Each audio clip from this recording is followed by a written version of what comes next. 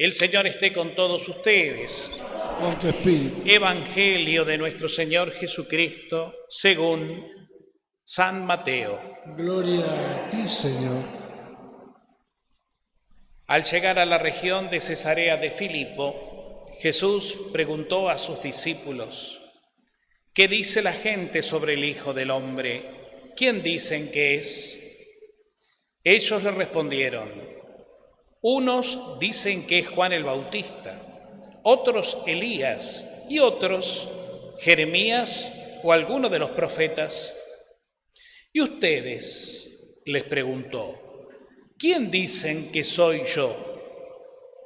Tomando la palabra, Simón Pedro respondió: tú eres el Mesías, el Hijo de Dios vivo. Y Jesús le dijo: feliz de ti, Simón, hijo de Jonás, porque esto no te lo ha revelado ni la carne ni la sangre, sino mi Padre que está en el cielo. Y yo te digo, tú eres Pedro, y sobre esta piedra edificaré mi iglesia, y el poder de la muerte no prevalecerá contra ella. Yo te daré las llaves del reino de los cielos. Todo lo que ates en la tierra quedará atado en el cielo, y todo lo que desates en la tierra quedará desatado en el cielo. Palabra del Señor. Gloria a ti, Señor Jesús. Tomamos asiento, hermanos. Muy queridos hermanos en el Señor, como les decía, hoy estamos celebrando una antigua fiesta que tiene su fundamento en este texto del Evangelio que acabamos de escuchar, ¿no? Y que nos muestra cómo Jesús quiso dejar organizada la iglesia. Y esta iglesia nunca la tenemos que entender como una institución, sino como una familia, un pueblo que Jesús quiso que sea guiado, pastoreado por aquellos hombres y mujeres también, por qué no decir, que el mismo Jesús a lo largo de la historia fue eligiendo. Y quiso que tuviera una cabeza visible, que fuera como el referente para todos de la unidad y del amor. Y ahí aparece la figura de Pedro. Este Pedro que lo conocemos todos más o menos, ¿no? Bastante bien. Ya conocemos su carácter, su impulsividad, un hombre hosco, pescador, de poca instrucción, del grupo de los laburantes de Galilea, que desde temprano, desde madrugada y a veces noches enteras, se lo pasaba con sus compañeros tirando redes para pescar y de sobrevivir. Una persona muy sencilla, muy del pueblo, muy de abajo. A esta persona, junto con sus compañeros, Jesús eligió para apóstoles y a él particularmente lo eligió como cabeza. Y fíjense qué interesante, ¿no? A Pedro lo conocemos, decíamos, y sabemos cuántas metidas de pata Pedro tuvo a lo largo de que fue elegido hasta que obviamente recibió el Espíritu Santo, ¿no? Esa un poco arrogancia, ese hablar sin pensar. El Evangelio muchas veces decía, después de que hablaba Pedro, él no sabía lo que decía, ¿no? Como por ejemplo en la transfiguración: qué bien estamos aquí, Señor, hagamos 3 carpas, que acá estamos lindos, acá está buena la cosa, ¿para qué vamos a ir abajo? En fin. Este Pedro con una personalidad tan particular, un tanto simpático y un tanto también hasta rebelde, el mismo que creía poder llevarse el mundo por delante, pero que cuando llegó el momento crucial de jugarse la vida como él mismo lo había dicho que podía, se arrugó, se achicó, tuvo miedo y lo negó 3 veces en la pasión, ¿no? Sin embargo, este Pedro, así en esta realidad tan humana, fue elegido por Dios de una manera particular, donde en el texto de hoy, que escuchábamos del evangelista Mateo, nos muestra que, guiado por el Espíritu Santo, sin duda, pudo confesar con fe verdadera, con una gracia verdadera recibida, a Jesucristo como Mesías, ¿no? ¿Quién dice la gente que soy yo? Bueno, muchos dicen que sos el profeta, que sos Juan Bautista, que sos etcétera. ¿Y ustedes? ¿Quién soy yo para ustedes? ¿Qué dicen ustedes de mí? Y ahí Pedro, iluminado por el Espíritu, dice, Señor, tú eres el Mesías. Lo confiesa. Y Jesús aclara, fíjense que aclara. Esto que acabas de decir, Pedro, no lo dijiste vos. No te viene por tu sabiduría, no te viene por tu inteligencia, no te viene por tus creencias humanas. Esto te lo mandó mi Padre. Es como mi Padre que te dio la luz. Y por eso tú serás Pedro, piedra, fundamento, base. Esa base que asegura que todos estén fundados en una misma realidad, en la unidad, en el vínculo de la unidad, porque Jesús quiere eso. Cuando uno mira al Papa, hoy día, sucesor de Pedro, miramos y reconocemos en él a ese hombre elegido y consagrado a la Iglesia y a Dios, que nos une a todos en un mismo mensaje, en una misma vocación, que es esta, que seamos todos uno, como el Padre y el Hijo en el Espíritu son uno, porque ese fue el deseo de Jesús. Es más, Jesús oró antes de su pasión al Padre pidiéndole, Padre, que estos que son mis discípulos sean uno, que estén unidos, que no se separen, que no se dividan, que no tomen caminos distintos, que tengan el mismo corazón, el mismo sentir, porque son consagrados a ti, redimidos por una misma sangre, una sola, un solo Señor, una sola fe, un solo bautismo, un solo Dios y Padre de todos, que nos ama a todos y nos llama a todos a vivir en el vínculo de la unidad y de la paz. Esto es lo que quiere Dios y esto es lo que pide Jesús. Y un poco la referencia de Pedro, del Papa, es esa, aquel que tiene que cuidar, aquel que tiene que pastorear desde ese lugar tan especial que le tocó a todos en esta dimensión, en este sentido, en este camino. Por eso Él nos enseña, nos guía, nos orienta, nos alienta, nos exhorta, ¿no? Escuchamos en la primera lectura, tomada justamente de la primera carta de Pedro, donde él a la iglesia a esas primeras comunidades que recién se iban formando, les da instrucciones, por así decirle, ¿no?, de cómo tienen que ser. Especialmente aquí le está hablando a los presbíteros. Los presbíteros eran aquellos hombres ancianos que se los elegía por madurez. La palabra presbítero significa en nuestro idioma eso, anciano. El anciano que por los años y por su madurez en la fe y su fidelidad a Dios y su docilidad al Espíritu Santo eran puestos como cabeza de la comunidad, como los pastores, los que tenían esa experiencia de los años que acompañaban, que aconsejaban, que guiaban, ¿no? Por eso los sacerdotes, que venimos de esa línea, ¿no es cierto?, de esa vocación en la Iglesia, se nos dice, o nuestro nombre como tal, nuestra gracia sacramental cuando se nos ordena es presbíteros. El orden sagrado, que es el sacramento que recibimos nosotros los consagrados, tiene 3 grados. El primero es el diaconado, que reciben hombres, en algunos casos, para siempre, por eso son diáconos permanentes, porque tienen familia, y como familia encontraron en el vínculo de la familia y la comunidad su vocación, y se formaron para ser diáconos, y quedan así, por eso diáconos permanentes. Pero también están los diáconos transitorios, es decir, aquellos jóvenes, o no tan jóvenes, que sienten la vocación al sacerdocio, al presbiterado. Y antes de consagrarse sacerdotes, de ordenarse sacerdotes, reciben un tiempo antes la ordenación diaconal. El diácono significa el servidor, el que representa a Cristo servidor, el que sirve, el que lava los pies a los más pobres, el que da de comer a los hambrientos, el que atiende a los más pobres y necesitados. Así nació el diaconado en los primeros tiempos de la Iglesia. El segundo grado del orden sagrado es el presbiterado, que recibimos nosotros los que somos los sacerdotes, los curas. Y el tercer grado, que es la plenitud del orden, es el episcopado, que son los obispos, descendientes directos, por así decirlo, de los apóstoles, y dentro de los obispos, todos iguales, los obispos son los maestros, hay uno que es el primero entre sus pares, entre los mismos obispos, y ese es Pedro, es decir, el Papa, que, en definitiva, por la tradición, cuando se lo elige Papa a un obispo, se lo elige, en primer lugar, obispo de Roma, de la diócesis de Roma. Cada obispo tiene su diócesis, ¿verdad?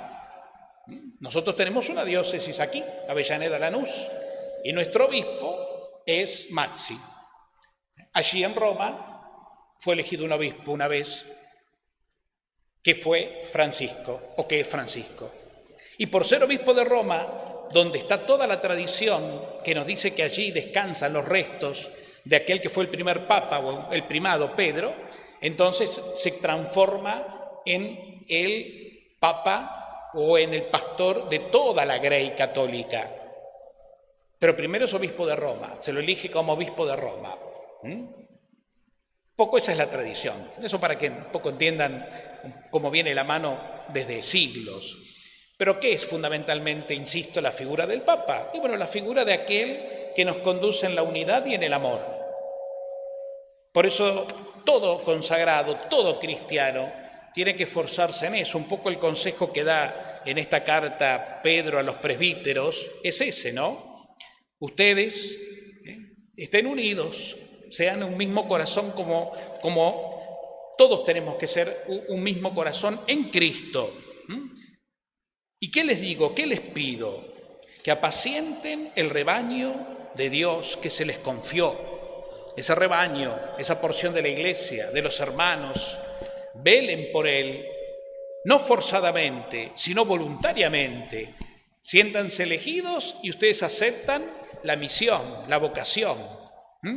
Y dice, así lo quiere Dios, y guíen a este pueblo no por interés mezquino, sino con abnegación, no pretendiendo dominarlos, sino más bien con un corazón humilde, buscando ser de alguna manera la guía, ejemplo de este rebaño.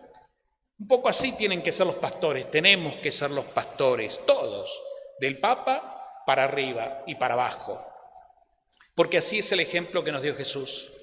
Nosotros somos elegidos por Jesús y nos consagramos a Él de una manera particular, más allá de nuestras limitaciones humanas que las tenemos como las tuvo Pedro y las tiene todo ser humano, pero en esta vocación particular donde Dios nos pone al frente de una comunidad.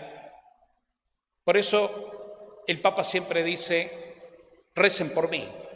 Francisco siempre pide que recen por él, y sí, él y todos los que tenemos una misión particular dentro del rebaño, dentro de la iglesia, necesitamos la asistencia constante de la oración de los fieles.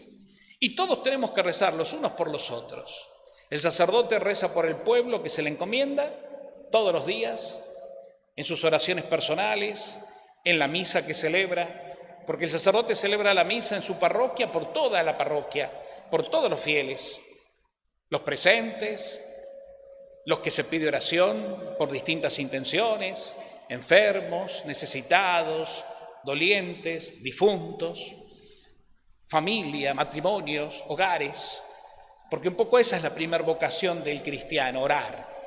El cura de Ars, un gran pastor, ¿no?, y que es el patrono de todos los sacerdotes, un curita muy sencillo de la época de la Revolución Francesa, que fue pastor o párroco en Ars, él decía siempre que la vocación del cristiano es hermosa, rezar y amar. Ahí está todo. Si un cristiano reza y ama, está cumpliendo a la perfección su vocación como Cristo espera, porque es lo que hizo Jesús. Se entregó, dio la vida y amó hasta el fin. Y de aquí sale algo también particular, para que todos lo podamos tener en cuenta. No solamente son pastores o somos pastores los consagrados, el Papa, los obispos, los sacerdotes, los diáconos, y también los religiosos y religiosas que se consagraron especialmente, sino todos tenemos, los cristianos por el bautismo, la misión de ser pastores, es decir, como dice Pedro, guías, ejemplo de aquellos que se nos confía. Y pensemos que de una u otra manera a todos se nos confía a alguien o algunos en distintas dimensiones de la vida, a los padres en la familia, los hijos, pero también a veces en la comunidad. Somos encargados o responsables de un grupo al que tenemos que llevar adelante, al que tenemos que formar, los movimientos, las instituciones parroquiales, en la iglesia diocesana, en fin. Los laicos también son pastores. Aquellos que son docentes, vaya hermosa misión de pastorear a los niños, jóvenes, adultos, en la educación, no solo enseñándoles una materia o dos o la que fuere, sino los valores de la vida y del amor. Los médicos, se me ocurren, pero todos, la abuela, el abuelo, cuando con amor guían a sus nietitos y les van enseñando las cosas de Dios desde pequeñitos, es una forma de pastorear. Y una persona cualquiera que con un corazón dispuesto recibe a alguien que necesita ser por lo menos escuchado, recibido con amor. En esta época que nadie tiene tiempo para nada y muy poco importa el otro porque cada uno está en lo suyo, en un mundo en que vivimos corriendo y apurados, también nos llama el Señor a recordar nuestra vocación cristiana, donde tenemos que aprender a parar un poco para darle lugar al que tengo al lado, que puede estar pasando un mal momento, que puede estar con una depresión, con un problema profundo, que se puede sentir solo, angustiado por esas cosas de la vida. ¿Quién no ha sentido angustia? ¿Quién no ha necesitado en alguna ocasión, o muchas veces, que alguien por lo menos te dé un abrazo, te escuche, te consuele, o te diga una palabra de aliento para que no te sientas solo, sino acompañado por ese hermano, esa hermana? Eso es pastorear, eso es guiar también en el camino de Dios. Eso es involucrarme con el otro, la compasión de la que habla el Evangelio de Cristo. Cristo se compadeció, los veía como ovejas sin pastor, se quedaba con ellos y estaba largo tiempo enseñándoles. Veía al enfermo y allí iba. Veía a la oveja perdida y la iba a buscar. Y nos enseñó de mil maneras, con parábolas y demás, cómo debe ser el proceder del cristiano, que no queda, insisto, solamente reducido al obispo, al papa o al cura, sino todos tenemos esta noble misión. Cuando uno se abre a Dios, hermanos, cuando uno le entrega el corazón al Señor con humildad y se deja modelar por el Espíritu Santo, es el Espíritu Santo el que hace maravillas. Miren qué hizo con Pedro, este cabeza dura, el más duro de los apóstoles tal vez, fue el que inspiró el Espíritu y le dijo a Jesús: tú eres el Mesías. Y después fue capaz, con la fuerza de Pentecostés, de predicar, anunciar, evangelizar y morir como Cristo murió también, dando la vida. Así todos. ¿Y cuántos en la historia de la Iglesia hay mártires? Hermanos, esta es nuestra vocación. Por eso hoy, en esta fiesta de la cátedra, ¿por qué se llama la cátedra de San Pedro?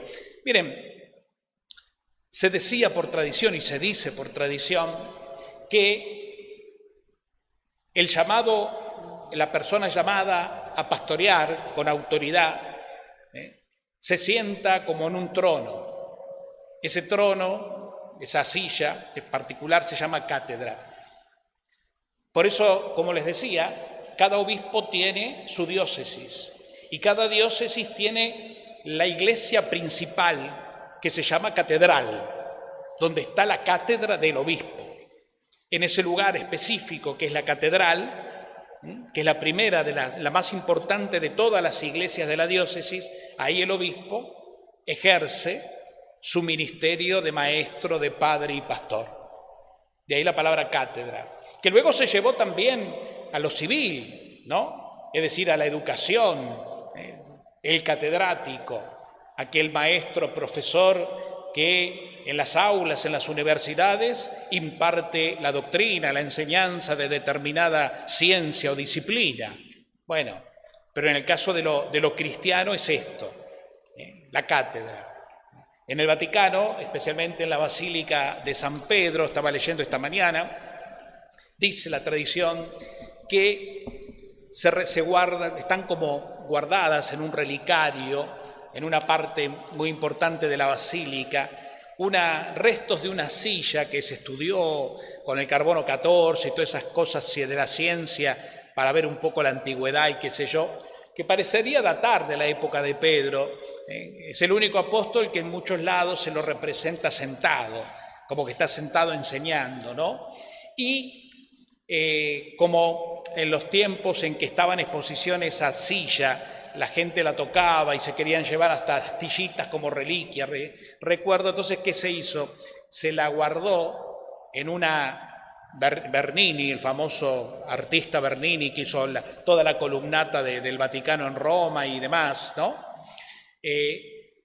Bernini ideó un altar que está atrás, bien al fondo, que se llama el altar de la cátedra.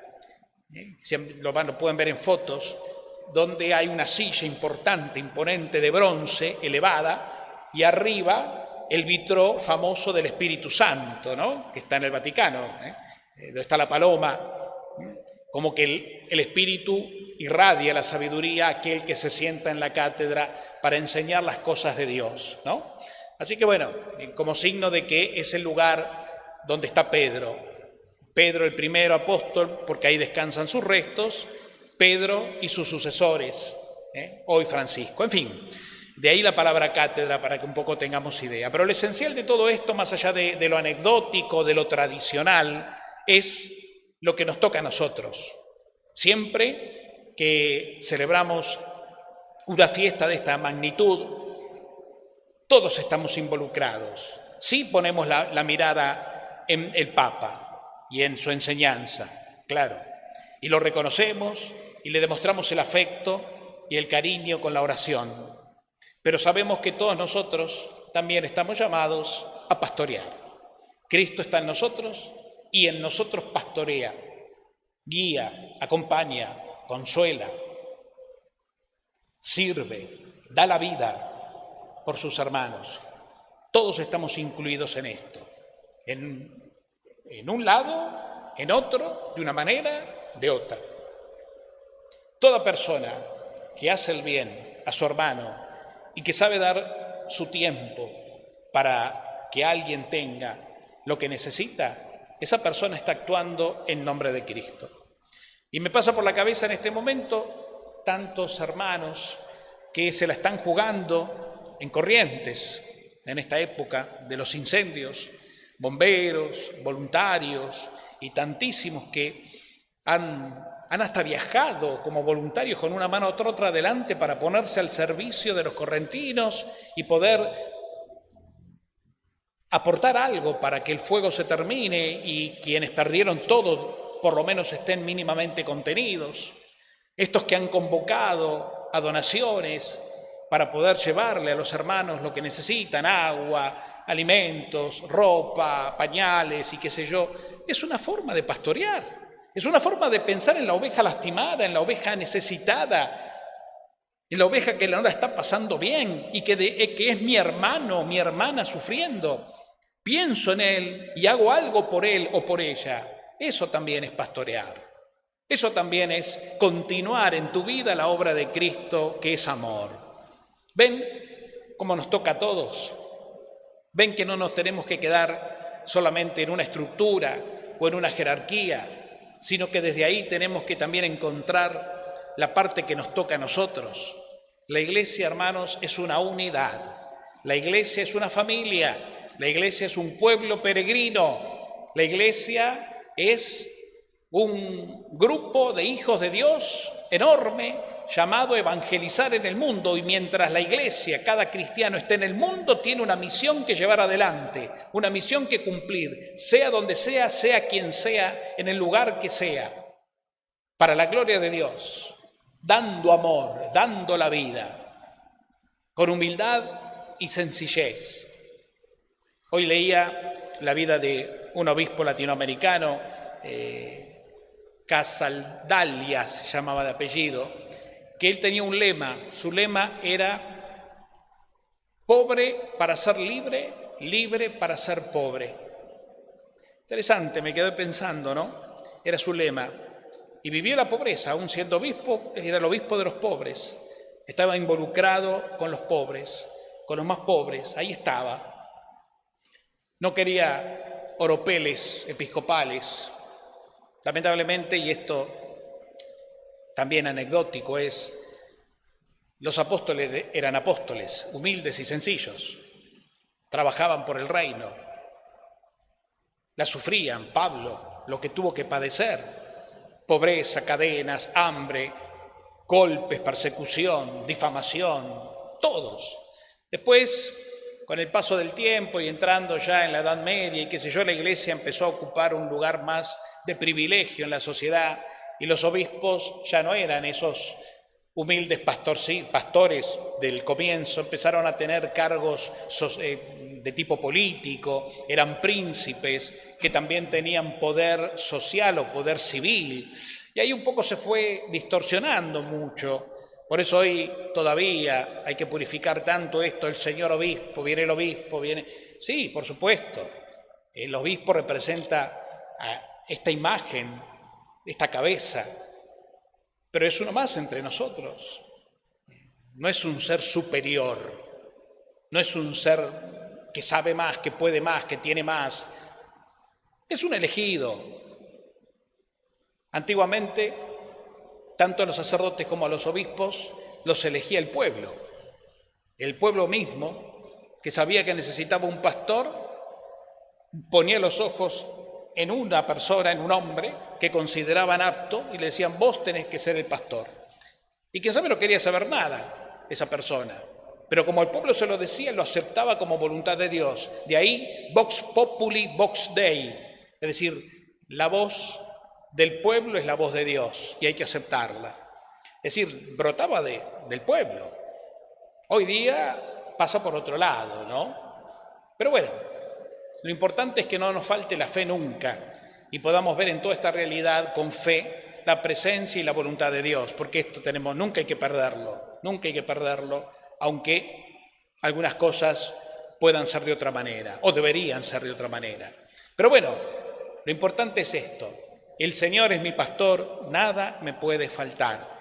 Y el Señor sigue pastoreando en nuestro corazón, nuestra vida, y el Señor, a través de los cristianos, de Pedro y de todos los pastores, sigue guiándonos. Hay muchos santos pastores que siguen dando la vida con humildad, unidos al Señor en sencillez, en pobreza, en alegría. Eso hace falta. Y por eso tenemos que rezar mucho, para que todos los pastores y todos los cristianos seamos humildes, serenos, sencillos como Jesús, como los primeros discípulos. Vayan y no lleven 2 túnicas porque no hace falta. Vayan con lo necesario. Despéguense de lo material, vivan más bien de lo espiritual, porque ustedes están llamados a sembrar la palabra de Dios, no las cosas de la tierra. Están llamados a guiar con el ejemplo, con el corazón humilde y sencillo, a sus hermanos en el camino de Dios. Por eso hay que rezar mucho, para que este salmo tan hermoso, el 22, del Señor es mi pastor, nada me puede faltar, se siga siendo vigente en la vida de todos nosotros. Le pedimos a la Virgencita, Madre y Maestra de los pastores, que interceda por toda la Iglesia, especialmente por el Papa, y nos guíe a todos como comunidad en el vínculo de la unidad, del amor, de la reconciliación, del diálogo, de la misericordia y también de la paz. Que así sea. Que así sea.